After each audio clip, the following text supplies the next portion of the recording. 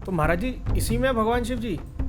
अंदर ऐसे ही घुटनों पे चल के जाना पड़ेगा, सिर तो ना टकराएगा। ओम नमः शिवाय। नमस्कार दोस्तों, आप देख रहे हैं यूनिक समय और मैं हूं आपके साथ मयंक। कभी ना कभी आपके जीवन में एक बात ज़रूर आई होगी, आपके बड़े बुजुर्गों के ध्यान में आई होगी, या कभी घर परिवार में आप सभी बैठे हो तो कभी वार्तालाप इस बात पर ज़रूर हुआ होगा कि काश हमने 4 धाम की यात्रा कर ली होती तो हमारा जीवन सफल हो जाए। या कभी वो इस तरह से कहते होंगे कि मरने से पहले मैं एक बार 4 धाम की यात्रा ज़रूर करना चाहता हूँ। तो आज का जो हमारा वीडियो का सेशन है और आने वाले जितने भी वीडियोज़ के हमारे सेशन हैं कुछ, वो हमारे 4 धाम की यात्रा पे ही आपके लिए बना रहे हैं। अब आप सोच रहे होंगे मयंक तो सारे वीडियो जो बनाता है वो मथुरा और आसपास में बनाता है। अब 4 धाम तो बड़े दूर दूर है, केदारनाथ हो गया, बद्रीनाथ हो गया, गंगोत्री, यमुनोत्री, ये 4 धाम है जो कि मथुरा से कहा जाए तो बहुत दूर है, पहाड़ों में है। बट मैं आपको बताता हूँ कि 4 धामों के दर्शन हम आपको इसी वीडियो में और आने वाले वीडियो में ही कराएंगे। दोस्तों ये धाम है केदारनाथ धाम। भगवान शिव के जो ज्योतिर्लिंग हैं जो कि केदारनाथ में स्थित हैं, वही ज्योतिर्लिंग भगवान शिव के यहाँ ब्रज में, जो कि ये क्षेत्र कहा जाता है, कामा क्षेत्र कहा जाता है, और आसान में कहूँ ये कामा गांव है या कामा कस्बा है, जहाँ पे ये भगवान केदारनाथ का जो मंदिर है वो स्थित है। तो केदारनाथ का मंदिर भी जो है अभी मैं आपको लेकर चलूँगा। केदारनाथ का मंदिर है वो नॉर्मल धरती पे स्थित नहीं है, वो पहाड़ पे ऊंचा जाके स्थित है। तो अभी हम चलेंगे, आपको पूरी चढ़ाई कराएंगे केदारनाथ धाम की और आपको भगवान श्री केदारनाथ धाम के दर्शन कराएंगे। तो आप हमारे साथ बने रहिए और चलिए हमारे साथ चढ़ाई में आप आनंद लें। आइए। तो दोस्तों केदारनाथ धाम के मंदिर में जैसे ही आप एंटर करेंगे गेट से, सबसे पहले जो छोटा सा मंदिर पड़ेगा वो पड़ेगा भगवान श्री गणेश का। हमारे हिंदू माइथोलॉजी में यही कहा जाता है कि किसी भी पूजा को शुरू करने से पहले भगवान श्री गणेश का आशीर्वाद अवश्य लेना चाहिए। किसी भी शुभ कार्य को करने से पहले भगवान श्री गणेश का आशीर्वाद लेना चाहिए। तो दोस्तों अब यहाँ से चढ़ाई चालू होगी भगवान श्री केदारनाथ के दर्शन के लिए। तो घंटा बजा के शुरुआत करते हैं। बोल केदारनाथ भगवान की जय।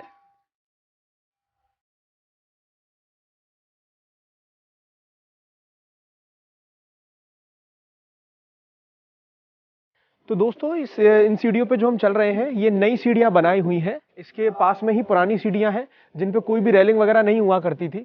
उन सीढ़ियों पे लोग क्या कहते हैं बड़ी मुश्किल से चढ़ पाते होंगे, मगर बाद में थोड़ा सा निर्माण हुआ तो ये सीढ़ियां बन गई और रेलिंग बन गई।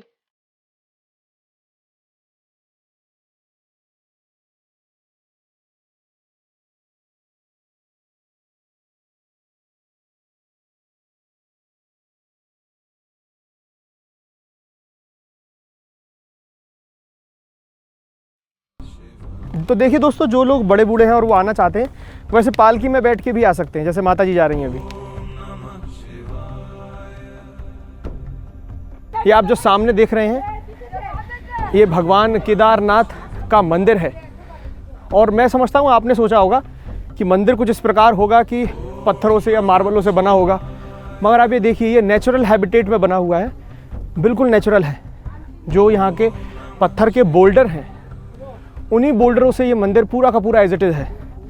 जैसे केदारनाथ में भगवान शिव ने तप किया था, ऐसे ही इसी जगह भी भगवान कृष्ण के कहने पे भगवान शिव ने स्वयं केदारनाथ रूप में आके स्थापित होकर तप किया था।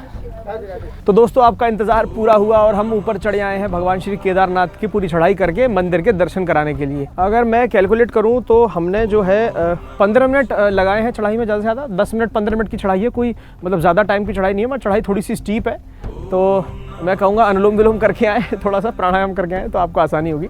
अब जो इस मंदिर के बारे में खासियत है वो मैं आपको थोड़ा सा बता देता हूँ। जैसे हमने आपको बाकी मंदिरों के भी दर्शन कराए हैं, आपने देखा होगा इस समय तक आते आते उन सभी का नवनिर्माण हो चुका है। बट ये जो केदारनाथ धाम है, जो ये 4 धामों में से जो एक ये धाम है, इस धाम का बिल्कुल भी नवनिर्माण नहीं हुआ है, या मैं कहूँ कर ही नहीं सकता कोई, क्योंकि ये पहाड़ पे एज इट इज़ स्थित है। पहाड़ के ही छोटी छोटी चट्टानों को भगवान शिव की ही कृपा से मैं कहूँगा ये कट के बाकायदा ये इस तरह से मंदिर बना है। भगवान शिव भी आप देखेंगे यहाँ पीछे से एक छोटी सी गुफा है, इस गुफा में दर्शन होंगे भगवान के आपको। और इस मंदिर के कुछ ऐसी चीज़ें हैं जो कि जैसे अभी हमने आपको गोवर्धन के वीडियो में दिखाया था कि पहाड़ों में ही भगवान के चिन्ह हैं, ऐसा ही कुछ यहाँ है। तो यहाँ के जो मैं कहूँगा रहस्यमयी जो चिन्ह हैं या फिर रहस्यमयी जो चट्टानें हैं, उनके भी मैं आपको दर्शन कराऊंगा। ये ऊपर आके मंदिर ज़्यादा बड़ा नहीं है, बहुत छोटा सा मंदिर है। मैं कहूँगा तकरीबन 7 या 8 मीटर का पूरा ये अगर डायमीटर हम माने तो इतना बड़ा ये मंदिर है। और इसी मंदिर में भगवान शिव की स्वयंभू शिवलिंग है। स्वयंभू अर्थात जो खुद प्रकट होती है, जो स्वयं से प्रकट होती है, स्वयंभू। तो दोस्तों इस समय हमारे साथ मंदिर के जो पुजारी जी हैं, श्री अशोक दास जी हमारे साथ यहाँ पे मौजूद हैं, जो कि हमें बताएंगे सारी बातों को। तो पुजारी जी बहुत बहुत धन्यवाद हमारे साथ जुड़ने के लिए। तो आप हमें, जैसे कि मैंने दर्शकों को कुछ बातें बता रखी हैं, आप एक बार शुरुआती से सारी बातें बताएं। क्या मंदिर की महिमा है, क्या ये कहानी है पूरी? ये कोई ऐसा था जो भगवान थे, श्री कृष्ण भगवान, तो उनके माँ पिता थे जो पहली मैया ने उनको जन्म दिया, उनने तपस्या नहीं की है। जिस मैया ने उनको पाला है उनने तपस्या की है, आप भगवान हमारे ना जन्म लो, हमारे ना आओ। जब भगवान का अवतार हुआ है, उसी अवतार में भगवान को छोटे रूप में उधर पहुँचा दे। उनकी मैया बोली कि मेला लाला थोड़ा सा बड़ा हो जाएगा तो हम 4 धाम करने आएंगे। तो इस 4 धाम की परिक्रमा है, केलानाथ की ये परिक्रमा है 4 धाम की। कैलानाथ की? हाँ, भोलेनाथ की। भोलेनाथ? हाँ, आदि परिक्रमा है इनकी। और नीचे राम द्वार की परिक्रमा करने से 84 बन जाती है, जो भगवान ने, श्री कृष्ण भगवान ने बताया है। बड़े बूढ़े के लिए मेरी 4 धाम है और जवान के लिए फिर 84 चल रही है। पूरी 4 धाम की 84 चलती है। ये परिक्रमा है जो उत्तराखंड से एक दिन के लिए इधर आए थे। ये मुखारबिंद का दर्शन है। तो मतलब आप ये कहना चाहते हैं भगवान शिव केदारनाथ से स्वयं एक दिन के लिए यहाँ आए थे इधर दर्शन कराने के लिए? हाँ, दर्शन कराने आई थी भगवान को। ये शेषनाग है, ये बने हुए हैं। ये आधा हिस्सा नागिन का है, आधा शेषनाग का है। आधा हिस्सा किसका बता रहे हैं आप ये? आधा हिस्सा किसका? आधा हिस्सा नागिन का है, ये वाला बना हुआ है। ये नागिन का हिस्सा है, ये वाला। नागिन कैसे यहाँ पे? नागिन ये स्वयं प्रकट है ना ये। अच्छा अच्छा। भोलेनाथ के ऊपर छाया करने के लिए ये भोलेनाथ को बुलाया था। जब ये अपने आप भी आ गए थे इधर।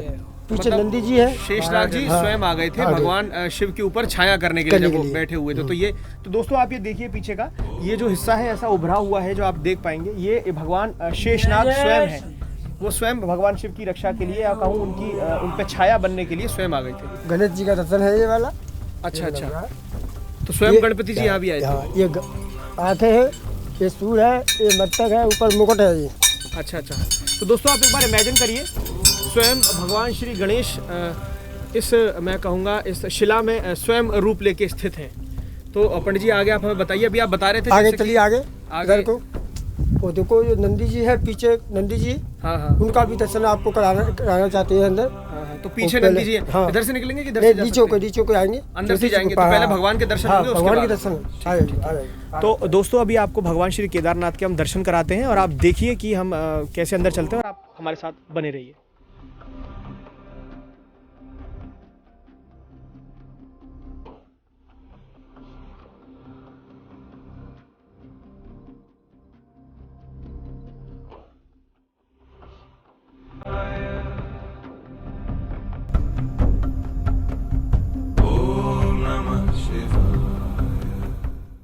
तो दोस्तों आप देख रहे होंगे हम गुफा के अंदर आ गए हैं जहाँ पे भगवान शिव साक्षात है।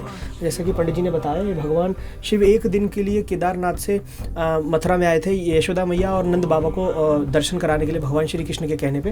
तो ये भगवान शिव के साक्षात रूप है। यहाँ पे मुखारबिंद कहा जाता है, मतलब जो शिवलिंग में जो भगवान का चेहरा उभर के आता है। याद देखिए भगवान शिव का ये चेहरा है जो स्वयं ही शिला में अवतरित हुआ है। भगवान ये साक्षात केदारनाथ हैं। आप एक बार दर्शन करिए भगवान के। अरे जी आप हमें यहाँ के मंदिर की महिमा से अवगत कराएं। ये मुखारबिंद का दर्शन है केलानाथ जी का। ये हिस्सा है इधर का, ये भोलेनाथ पार्वती का है। इधर हिस्सा है ये केलानाथ जी का है। कुंडल है बाबा के, ये कुंडलों में नाग लपटे हुए हैं। ये जटा है इधर को, गले में कंठी है और नाग भी है। इधर को हिस्सा पार्वती के है, केस है।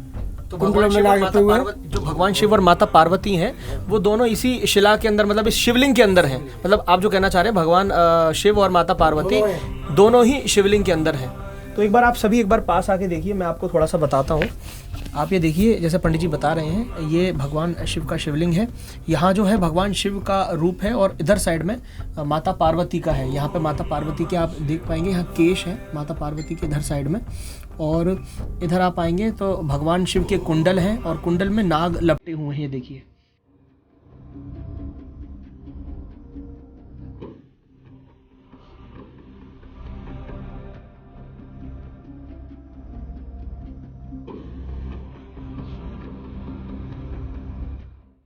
तो दोस्तों आप ये देख रहे होंगे कितनी सक्रिय जगह है, मैं मुश्किल से बैठ पा रहा हूँ। तो ऐसे ही भगवान शिव यहाँ पे आए और भगवान के दर्शन कर रहे हैं, तो कुछ तो आपको मेहनत करनी पड़ेगी, इतनी आसानी से तो नहीं होंगे। तो बहुत अच्छा है कि 84 कोस की परिक्रमा में ब्रज में आपको चारों धाम के दर्शन होंगे। तो अगर आप कभी आते हैं तो एक बार ज़रूर आइएगा, आपको आनंद की प्राप्ति होगी यहाँ पे। चलिए आपको भी ऊपर लेकर चलते हैं, नंदी बाबा के दर्शन कराते हैं।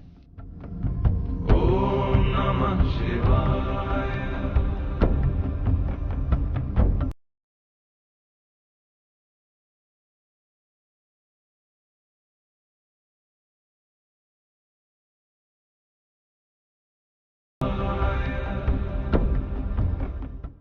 तो ये मंदिर के, अब आप एक बार हमारे दर्शकों को मंदिर का समय बता दें, सुबह कितने बजे दर्शन के लिए आ सकते हैं और शाम तक कितने बजे तक रह सकते हैं?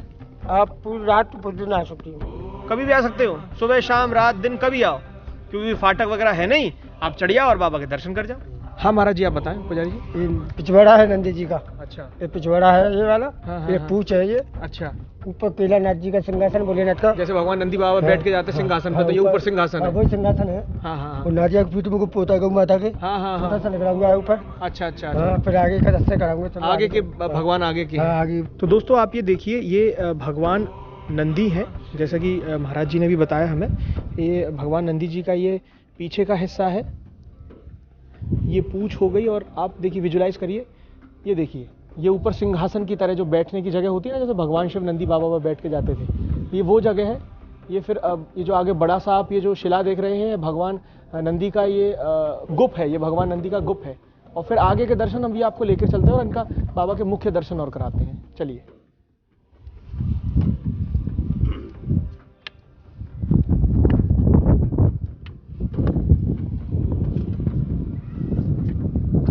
हाँ महाराज जी, आप बताएं। ये कान है, ये कान है, ये हुआ हुआ है, ये मुंह है भगवान का। तो दोस्तों एक बार आपको पास से दिखाते हैं, आप आइए। ये नंदी बाबा के कान है, यहाँ से लोग अपनी मनोकामना मांगने के लिए यहाँ से भगवान नंदी के कान में अपनी बातों को धीरे से कह देते हैं, ये वो है। और ये देखिए, भगवान नंदी का जो हमें आपको पीठ दिखाई थी, ये मुख है। ये भगवान नंदी का, ये जो हमने अभी आपको पीछे पीठ के दर्शन कराए थे, ये मुख है नंदी भगवान का। ये देखिए आप, साक्षात नंदी भगवान भी यहाँ शिला के अंदर एज इट इज़ है, मतलब मैं कहूँगा बिल्कुल सेम है यहाँ पे। नमः शिवाय।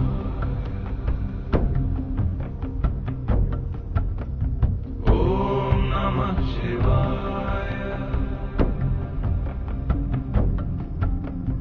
ओम नमः शिवाय। तो दोस्तों आप देखिए, दर्शन करिए भगवान श्री शेषनाग का। तो दोस्तों आप देखिए, ऊपर आप इमेजिन कर पाओगे तो भगवान शेषनाग के जो है सारे फन है ऊपर की तरफ, और ऐसे ही झुकाव है। तो झुकाव के बिल्कुल हिसाब से बाबा शेषनाग का ये चित्रकारी भी करी गई है, सेम चट्टान में। तो आगे चलते हैं दोस्तों, थोड़ा सेफ्टी का ध्यान रखना है बस।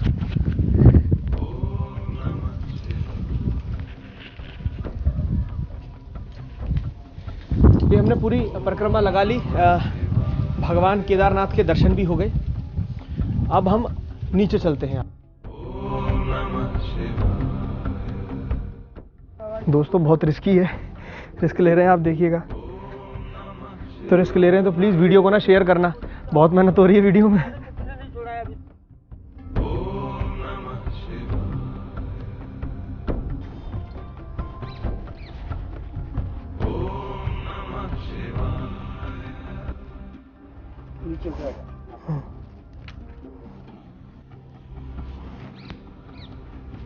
अच्छा है, बारिश का मौसम। सांप बाप तो नहीं है बाबा? खाता नहीं है मतलब? बाबा। तो दोस्तों तकरीबन हमने वीडियो तो सोचा था कि पूरा हो गया, बट पुजारी जी ने एक ऐसी जगह बताई है, अभी आपने जर्नी देखी होगी हमारी, पहाड़ पे से उतरते उतरते हम आए हैं। ये गुफा है जहाँ पे भगवान सूर्य साक्षात शिला के अंदर यहाँ पे मौजूद है, और अभी आपको इस गुफा के हम दर्शन कराते हैं। यहाँ पे जो मैं कह सकता हूँ उस बात को, 99% जो केदारनाथ लोग आए होंगे उन्होंने भी इस गुफा के दर्शन नहीं करे होंगे। तो आपको एक बार दर्शन कराते हैं पुजारी जी के साथ। सूरज है, ये सूरज ऊपर किरण है, जो भगवान ने उन पे होका पड़ी है, किरण मानते हैं उसको। किरण, ये क्या है महाराज जी? ये किरण है, किरण। किरण? तो बिजली चमकती है ना। हाँ, बिजली चमकती है। हाँ, वही है ये। मतलब आप ये कहना चाह रहे हो यहाँ से इस पहाड़ में से बिजली चमकी, हाँ। इस शिला को तोड़ा और यहाँ पे आके आई है, इसलिए सूर्य भगवान का इनको अवतार माना जाता है, कहा जाता है। तो दोस्तों देखिए, आप एक बार मैं आपको दिखाता हूँ। यहाँ शिला में ये जो जगह आप देख रहे हैं, किरण जब वहाँ से निकलते हुए चट्टान पे आके यहाँ लगी तो ये देखिए कुछ ऐसा आकार बन गया। और यहाँ की मान्यता है कि ये भगवान सूर्य हैं, जिनकी यहाँ पे पूजा भी की जाती है। यहाँ के जो स्थानीय लोग हैं वो आके यहाँ पे पूजा भी करते हैं। तो दोस्तों आए तो हम सीढ़ियों से थे, अब तो पहाड़ पे से रहे हैं, चट्टानों पे से नीचे उतरते हुए, तो बहुत ही ज़्यादा एडवेंचरस है। Om Namah Shivaya. तो दोस्तों हमने केदारनाथ भगवान जी के आपको दर्शन करा दिए, तो एक धाम हमारा हो गया पूरा। अब हमें बाकी के 3 धाम और कवर करने हैं, जो कि मैं अभी जा रहा हूं। तो आप अगला वीडियो हमारा ज़रूर देखिएगा। अगले वीडियोज़ में हम आपको आदि बद्रीनाथ भगवान जी, गंगोत्री और यमुनोत्री मैया के दर्शन कराएंगे। तो दोस्तों अगर आपको हमारा वीडियो अच्छा लगा हो तो मैं आपसे रिक्वेस्ट करूँगा, हमारे वीडियो को आप जितना हो सके मैक्सिमम यूट्यूब पर, फेसबुक पर, जहाँ भी आप इसको देख रहे हैं, शेयर ज़रूर करें। जैसे भगवान के 84 कोस की परिक्रमा में ये जो 4 धाम हैं, लोगों को पता लगे और मथुरा की इस महिमा को सब जान कर यहाँ दर्शन करने ज़रूर आएँ, क्योंकि आप ये देखिएगा नेचुरल ब्यूटी है। तो आप देख रहे थे यूनिक समय, मैं हूँ मयंक आपके साथ। राधे श्याम।